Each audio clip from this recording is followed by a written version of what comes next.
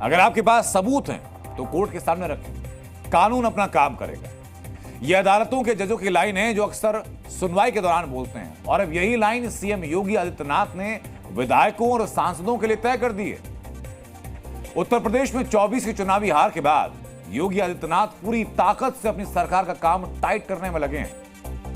मुख्यमंत्री योगी रोजाना किसी न किसी संभाग के सारे सांसदों और विधायकों की बैठक कर रहे हैं, उनकी शिकायतें सुन रहे हैं, काम सुधारने के टिप्स दे रहे हैं। और आज मेरठ और प्रयागराज रीजन के सांसदों और विधायकों का दुखड़ा सुना।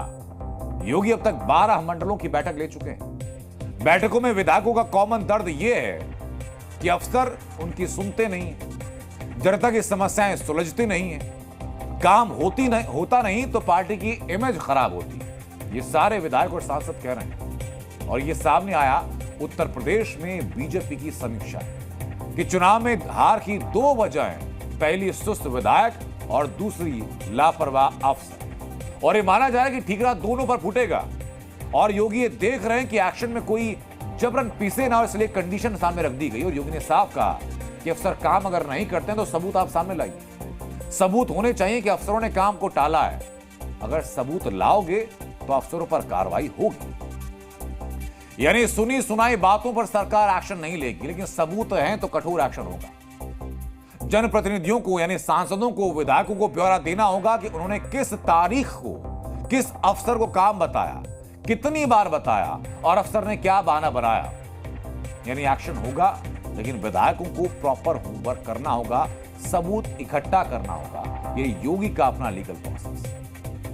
मुख्यमंत्री ने ये कहा कि सबूत लाके दें, हम पर्याप्त अगर सबूत होंगे तो कार्रवाई भी करेंगे अधिकारियों को। तो कैसे देखते हैं, क्योंकि कल भी जब बरेली और मुरादाबाद मंडल के विधायकों के साथ बैठक कर रहे थे उसमें निर्देश दिए। सबूत तो यही है कि जब उन्होंने ये बताएंगे कि ये काम है जो काम समय अंतर्गत नहीं किए गए, जो लोगों की समस्याएं थी इनको निष्पादन समय से नहीं हुआ, वही सबूत है सर के संज्ञान में लाया जाएगा। और मुझे उम्मीद करता हूँ माननीय मुख्यमंत्री जी उसका संज्ञान जरूर लेंगे। अगर जनता को संतुष्ट करना है तो हर चीज में सबूत नहीं मिलता, और सेवा के भाव से जब तक अधिकारी नहीं आएंगे या हम जनसेवक नहीं आएंगे तब तक लोकतंत्र का असली महत्व नहीं होता है।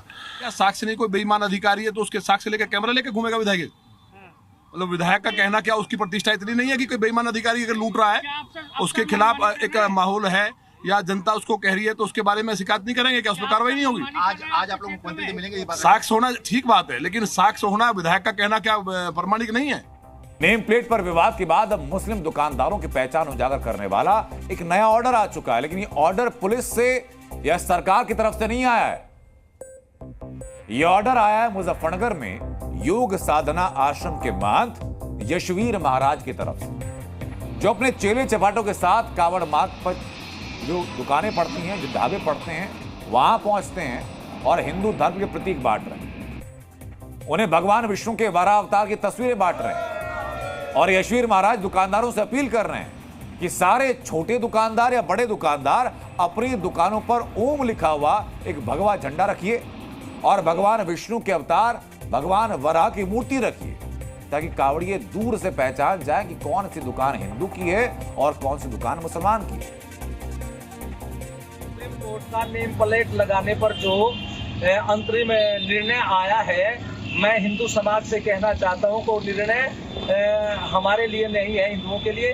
तो आप अपने होटल पर, ढाबे पर, चाय की दुकान पर, मिठाई की दुकान पर, जूस की दुकान पर, फलों आदि खाद्य पदार्थ की दुकान पर अपना और अपने पिता का नाम मोटे अक्षर में लिखे और उस पर भगवा झंडा लहराए और अपनी आधार कार्ड की टूर कॉपी लगाए और भगवान वाराह का जो चित्र है ये अवश्य लगाए। और भगवान वाराह का चित्र जिस भी भोजनालय पर या खाद्य पदार्थ की दुकान पर होगा, वहां पर थूकने, मूत्र करने और गौ मांस जैसी घृणित कार्य करने वाला अशुद्ध भोजन नहीं मिलेगा आपको। वहां शुद्ध भोजन, सात्विक भोजन मिलेगा। आपको शायद पता नहीं होगा कि कांवड़ रूट पर मुसलमानों की दुकानों पर नेम प्लेट लगाने का आइडिया मुजफ्फरनगर पुलिस ने यशवीर महाराज से ही चुराया था।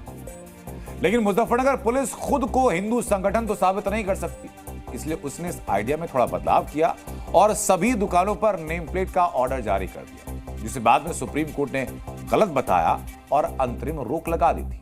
और अब महंत यशवीर महाराज का एक और आइडिया लेकर सामने आ चुके हैं और हिंदू दुकानदारों को भगवान वराह की तस्वीरें बांट रहे हैं। तो फिर कुछ सवाल उठते हैं जिन सवालों के जवाब जानने जरूरी है। पहला सवाल, कांवड़ रूट पर ऐसी मुहिम चलाने की जरूरत ही क्यों पड़ती है? सवाल है कि दुकानदारों को नेम प्लेट और मूर्ति बांटने की जरूरत क्या है? सवाल है कि क्या इस तरह की मुहिम से नफरत की खाई नहीं बढ़ेगी? सवाल है कि हर किसी को धार्मिक पहचान बताने की जरूरत क्यों है? सवाल ये कि क्या हम भारतीय हैं? ये इकलौता तथ्य काफी नहीं है क्या? इन सवालों के जवाब यशवीर महाराज दे सकते हैं। तो जी न्यूज यशवीर महाराज को स्टूडियो में लेकर के आया और ये सारे सवाल पूछे। आप जवाब जरा सुनिए। ऐसे होटल ढाबे जो हमारे देवी देवताओं के नाम से चलाए जाते, उनके चित्र देवी देवताओं के हमारे उनके होटल ढाबे, चाय की दुकान, मिठाई की दुकान आदि खाद्य पदार्थ की जो दुकानें उन पर होते, लेकिन उनके संचालक वे नहीं होते जिनके ये नहीं, देवता मैंने हैं। आपसे सवाल सीधा सा किया था। हमने कहा आपने गणेश जी के बारे में नहीं कहा कि ये मूर्ति लगाओ, आपने शिव जी के बारे में नहीं कहा, आपने वराह अवतार की मूर्ति लगाने को कहा है, क्यों? तो देखिए, जब उनके वे संचालक इस तरह की हरकतें करते तो फिर हमें जवाब नहीं दिया आपने। हाँ नहीं, वही हमें उसी प्रकार का भोजन मिल जाता। भाईचारा बहुत अच्छी बात है, होना चाहिए। भाईचारे से एक शांति स्थापित होती है समाज में, राष्ट्र में। लेकिन ये बताइए, जहां पर हिंदू बहुतायत में हैं, वहां हमारे ये मुस्लिम लोग भाईचारे की बात करते हैं, और जब अमरनाथ यात्रा होती है 60,000 फौजी भक्तों को अपने संरक्षण में यात्रा करवाते हैं। जी न्यूज।